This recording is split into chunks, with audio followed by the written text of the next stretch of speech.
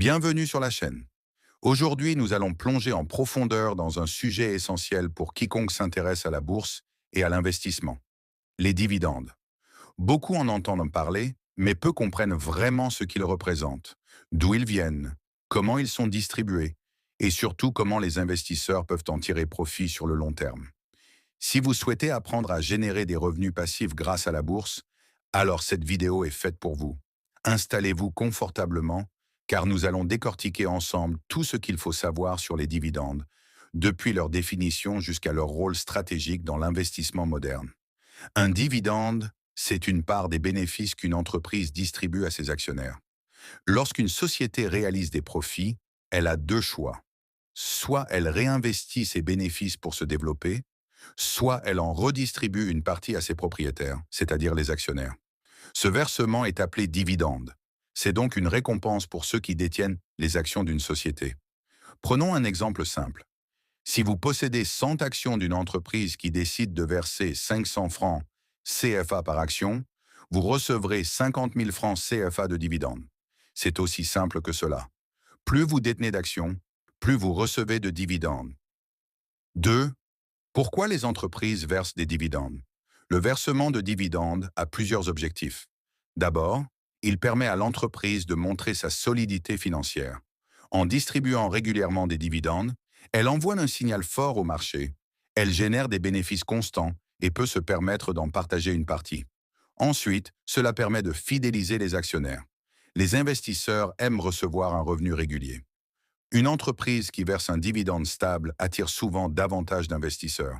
Enfin, le dividende peut être une stratégie de communication. Il renforce la confiance, stabilise le cours de l'action et soutient la réputation de l'entreprise. Troisième, les différents types de dividendes. Il existe plusieurs formes de dividendes que les entreprises peuvent utiliser selon leur situation. 1.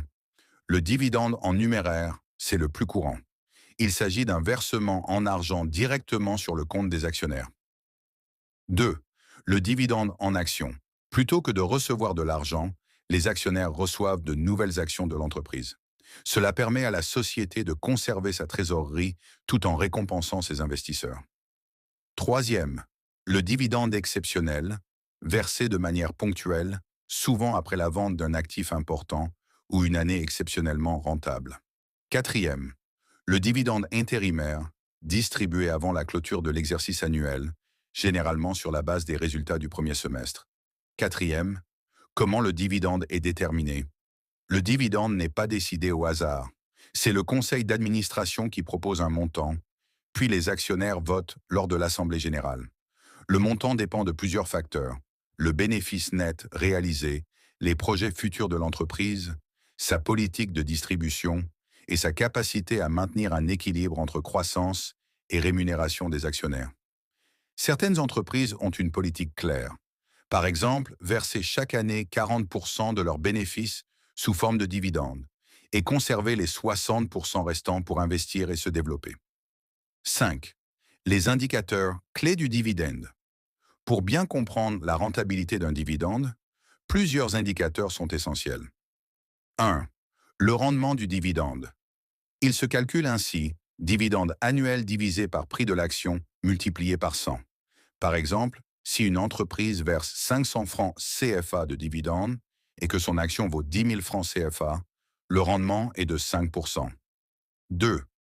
Le taux de distribution. Il indique la part du bénéfice versé aux actionnaires. Un taux trop élevé peut être risqué, car cela signifie que l'entreprise garde peu de marge pour investir. Troisième, la régularité du dividende. Les investisseurs recherchent des sociétés capables de maintenir, voire d'augmenter, leurs dividendes d'année en année. 6. Le calendrier du dividende. Le versement d'un dividende suit un calendrier bien précis. 1. La date de déclaration. C'est le jour où l'entreprise annonce officiellement le montant du dividende. 2. La date ex-dividende. Si vous achetez l'action après cette date, vous ne recevrez pas le dividende. Troisième, la date d'enregistrement. L'entreprise identifie les actionnaires éligibles au paiement. Quatrième, la date de paiement.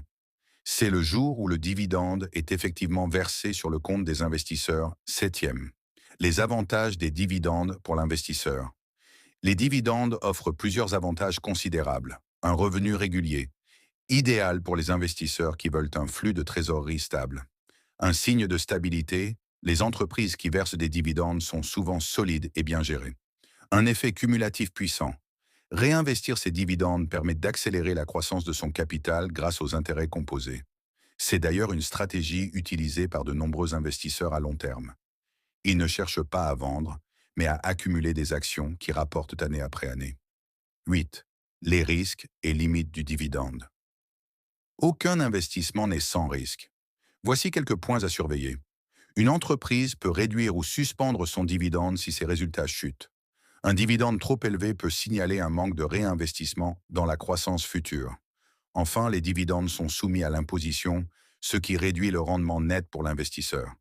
C'est pourquoi il est essentiel d'analyser l'entreprise avant d'investir, plutôt que de se baser uniquement sur le montant du dividende. 9. Stratégie d'investissement basée sur les dividendes. Les dividendes peuvent être au cœur de stratégies d'investissement complètes. 1. L'investissement en actions à dividendes croissants. On cherche des entreprises qui augmentent leurs dividendes chaque année, comme certaines grandes compagnies américaines ou africaines stables. 2. Le réinvestissement automatique des dividendes. Au lieu de toucher le dividende en argent, il est utilisé pour acheter de nouvelles actions. Cela permet de bénéficier de l'effet boule de neige. Troisième, la stratégie de rendement élevé.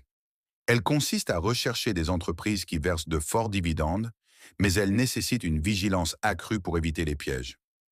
10. Les dividendes dans le contexte africain. En Afrique, le concept de dividende prend une importance particulière.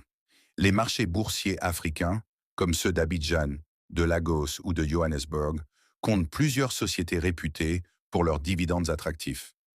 Des entreprises comme Sonatel, Nestlé, Côte d'Ivoire, Total Energies Marketing CI ou encore MTN Nigeria distribuent régulièrement des dividendes à leurs actionnaires. Ces dividendes représentent souvent un rendement supérieur à 6 ou 7%, ce qui est très intéressant pour les investisseurs locaux. Mais il faut aussi tenir compte des fluctuations monétaires, des politiques fiscales et de la stabilité économique qui peuvent influencer la rentabilité réelle de ces dividendes. 11. L'impact des dividendes sur le cours de l'action. Le jour où un dividende est versé, le cours de l'action baisse mécaniquement du montant du dividende. C'est normal, car la valeur sort de l'entreprise pour aller vers les actionnaires. Cependant, cette baisse est souvent temporaire, car les marchés intègrent rapidement les perspectives futures de l'entreprise. 12. Comment choisir des actions à dividendes? Avant d'investir, il faut analyser plusieurs critères: la régularité du versement, la croissance des dividendes, la solidité financière de l'entreprise et la stabilité de son secteur d'activité. L'idéal est de privilégier les sociétés rentables, peu endettées, et qui versent des dividendes depuis plusieurs années sans interruption. Conclusion. Pour conclure, un dividende n'est pas simplement un bonus. C'est un véritable pilier de l'investissement à long terme. Il reflète la santé d'une entreprise, récompense la fidélité des actionnaires et permet de générer des revenus constants, voire croissants. Mais comme toujours en finance, la clé du succès repose sur la connaissance, la discipline et la diversification. Comprendre les dividendes, c'est comprendre comment faire travailler son argent, même quand on dort.